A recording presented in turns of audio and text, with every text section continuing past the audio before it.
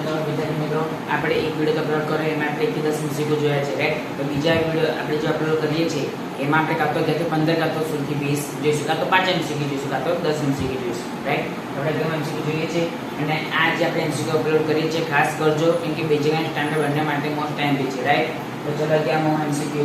જો તેને બાદ પાર્ટનરશિપમાં બાદ તો sin a + cos a નું સેકન્ડ મૂલ્ય ખાલી જગ્યા છે. તો પહેલા તો આપણે લખીશું કે tan a બરાબર પાર્ટનરશિપમાં બાદ sin a + cos a into sec a બરાબર તો sin a ના sin a + cos a sec a એટલે શું કહેવાય 1/cos a.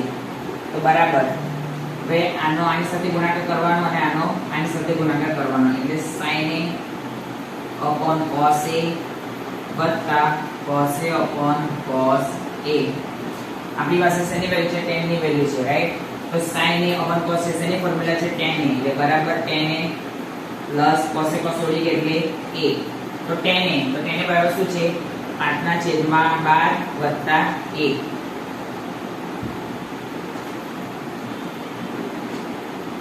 ચલો દેખાય ને તમને એટલે લખું છું 5/12 વત્તા a બનાવવાની સાથે ગુણાકાર એટલે 5 વત્તા 12/12 તો 5 વત્તા 12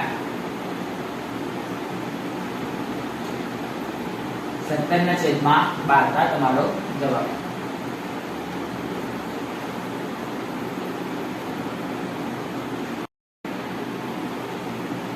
ચલો મિત્રો 12 MCQ.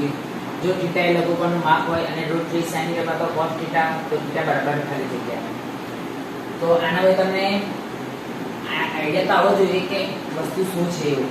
કેમ કે જો sin θ પણ cos θ શું થાય tan θ થાય, રાઈટ? તો માટે sin θ upon cos θ બરાબર 1/√3. તો માટે sin θ upon cos θ શું થાય tan θ બરાબર 1/√3.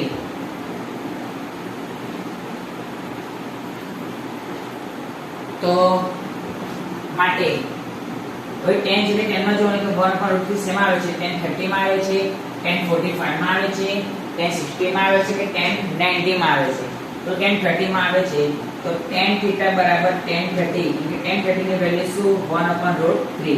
તો બંને બાજુ tan કટ થઈ જાય તો માટે θ બરાબર 30.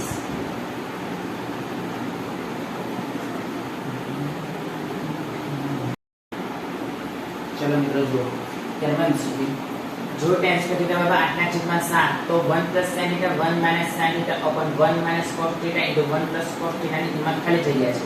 તો આપણે પહેલા લખીશું કે tan સ્ક્વેર θ બરાબર 8/7 તો કે આપણે રકમ લખીશું કે 1 + sin θ upon 1 - sin θ છેદમાં 1 - cos θ upon 1 + cos θ. તો બરાબર a plus b a minus એટલે શું આવે મિત્રો a square minus b square. ઉદાહરણ તમને ખબર જ હશે એટલે 1 minus sin square theta. અહીંયા પણ a minus b plus b એટલે a square minus b square એટલે 1 minus cos theta 1 plus cos theta એટલે 1 minus cos square theta. ચલો હવે જોજો આટલું કર્યા પછી 1 minus sin square theta શું આવે cos square theta. તમે ખાલી જુઓ ધ્યાનથી કે વસ્તુ શું કરવાની છે. 1 minus cos square theta શું આવે sin square theta.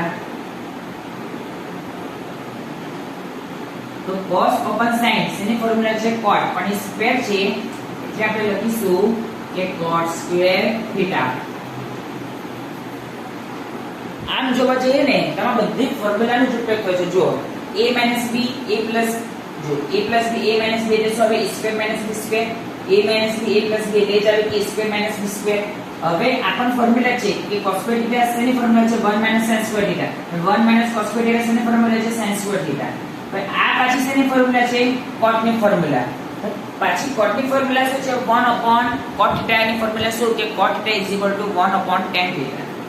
તો = 1/tan square theta. તો 1/tan square theta આપણને આપેલો છે 8/7. તો આ 7 શેમાં છે ડિનોમિનેટર અને ન્યુમરેટર માં છે એટલે 7/8. આ તમારો આન્સર ઓપ્શન A.